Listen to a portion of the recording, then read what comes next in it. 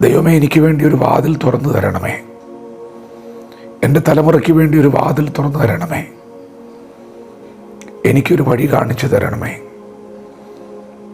എന്ന് പ്രാർത്ഥിക്കുന്ന ഒരു വ്യക്തിയാണ് നിങ്ങളെങ്കിൽ, ഇന്ന് പകൽ നിങ്ങൾക്ക് വേണ്ടി ദൈവം ഒരു വാതിൽ തുറന്ന് വച്ചിരിക്കുകയാണ്. എനിക്കൊരു വാതിൽ തുറന്നു തരണമേ എന്ന് പ്രാർത്ഥിക്കുന്നവരോട് പരിശുദ്ധാത്മാവ് പറയുന്നു, ദൈവം നിനക്ക് വേണ്ടി ഒരു വാതിൽ തുറന്നു വച്ചിരിക്കുന്നു. ഈ വാതിലിൻ്റെ പ്രത്യേകത, ഇത് ദൈവം തുറന്നതായതുകൊണ്ട് ദൈവം പറയുന്നു, ഇനി അതാർക്കും അടയ്ക്കുവാൻ കഴിയുകയില്ല.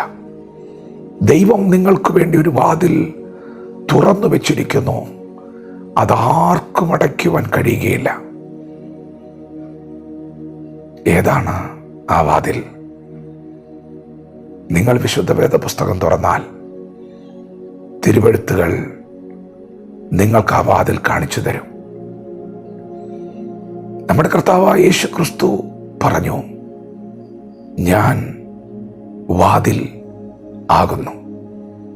പ്രിയപ്പെട്ടവരെ, പിതാവായ ദൈവം നമുക്ക് വേണ്ടി തുറന്നു വച്ചിരിക്കുന്ന വാതിൽ യേശു ക്രിസ്തുവാണ്. ദൈവം നിങ്ങൾക്ക് വേണ്ടി തുറന്ന വാതിൽ യേശു ക്രിസ്തുവാണ്. യേശു പറഞ്ഞു, ഞാൻ വാതിലാകുന്നു.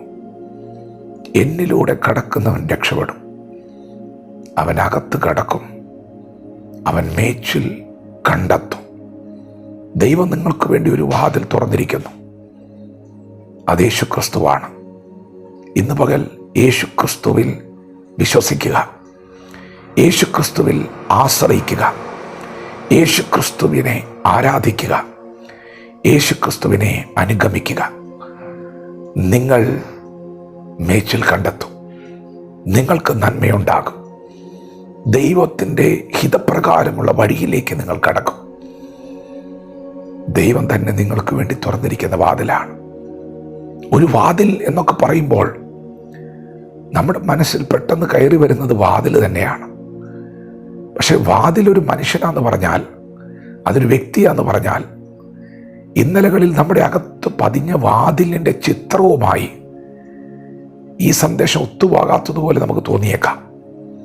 എങ്കിലും ഇന്ന് പകൽ പ്രാർത്ഥനയോടെ നിങ്ങൾ കേൾക്കണം. യേശു പറഞ്ഞു, ഞാൻ വാതിലാകുന്നു. അപ്പോൾ തന്നെ യേശു കർത്താവ് പറഞ്ഞൊരു വചനമാണ്, ഞാൻ തന്നെ വഴി ആകുന്നു. യേശു വാതിൽ മാത്രമല്ല, യേശു വഴിയാണ്. വഴിയെന്ന് പറഞ്ഞാൽ നമ്മുടെ മനസ്സിൽ തെളിഞ്ഞു വരുന്നൊരു ചിത്രമുണ്ട്, അത് വഴി തന്നെയാണ്. പക്ഷെ അതൊരു വ്യക്തിയാണെന്ന് പറഞ്ഞാൽ, ആ വഴി എന്നൊരു കൺസെപ്റ്റിലേക്ക് ഒരു വ്യക്തിയെ കൊണ്ടുവന്നാൽ അത് പെട്ടെന്ന് തിരിച്ചറിയാൻ, അംഗീകരിക്കാൻ നമുക്ക് ബുദ്ധിമുട്ടുകളുണ്ടാകാം. എന്നാൽ ഇന്ന് പകൽ പരിശുദ്ധാത്മാവ് നമ്മളെ സഹായിക്കും.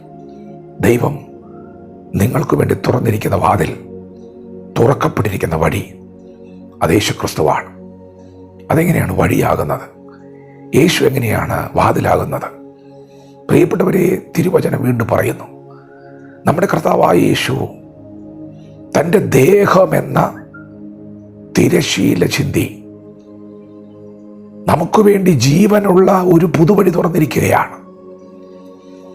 യേശുവിൻ്റെ രക്തത്താൽ വിശുദ്ധ മന്ദിരത്തിലേക്കുള്ള പ്രവേശനവും സാധ്യമായിരിക്കുന്നു. യേശു തൻ്റെ ദേഹമെന്ന തിരശീല കീറി ഒരു വഴി തുറന്നിരിക്കുന്നു, ജീവനുള്ള പുതുവഴി. അതെപ്പോഴാണ്? എങ്ങനെയാണ്? ഗെത്സമനെ മുതൽ ഗോൽഗൊത്ത വരെ 1.5 കിലോമീറ്റർ ദൂരമുണ്ട്. കഷ്ടാനുഭവമുള്ള വഴിയാണ്.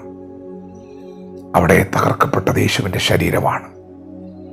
പുറമുഴവ് ചാലുപോലെ കീറി, ചങ്കിൽ കുന്തം കൊണ്ട് കുത്തി, അവൻ്റെ ശരീരം എന്ന ദേഹമെന്ന തിരശീല കീറിക്കൊണ്ട്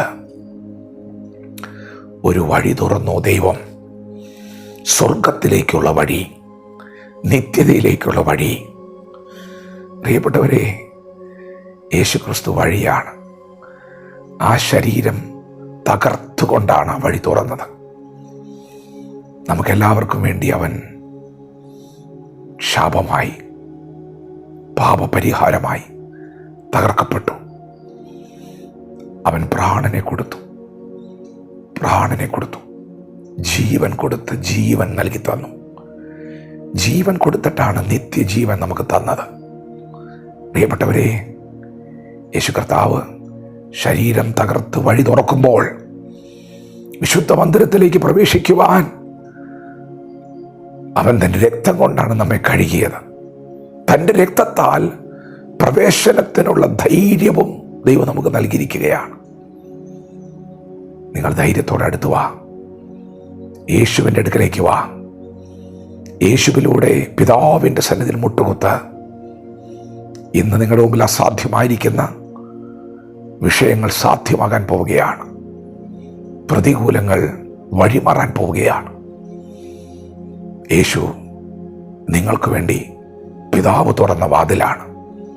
യേശു നിങ്ങൾക്ക് വേണ്ടി പിതാവ് തുറന്ന വഴിയാണ്. നന്മയിലേക്കുള്ള വഴി, നിത്യതയിലേക്കുള്ള വഴി ദൈവം നിങ്ങൾക്കായി തുറന്നു വച്ചിരിക്കുന്നു. വിശ്വസിക്കുക, മക്കൾക്ക് പകർന്നു കൊടുക്കുക, ദേശത്തിൻ്റെ നടുവ് വിളിച്ചറിയിക്കുക. നമുക്കെല്ലാവർക്കും നന്മ പ്രാപിപ്പാൻ ഒരു വഴിയേ ഉള്ളൂ, ഒരു വാതിലേ ഉള്ളൂ. അത് യേശു ക്രിസ്തു ആകുന്നു. വചനത്തോട് പ്രതികരിക്കാം. ദൈവം നമ്മെ ഓരോരുത്തരും ഈ പകൽ അനുഗ്രഹിക്കുമാറാകട്ടെ. ആമേൻ.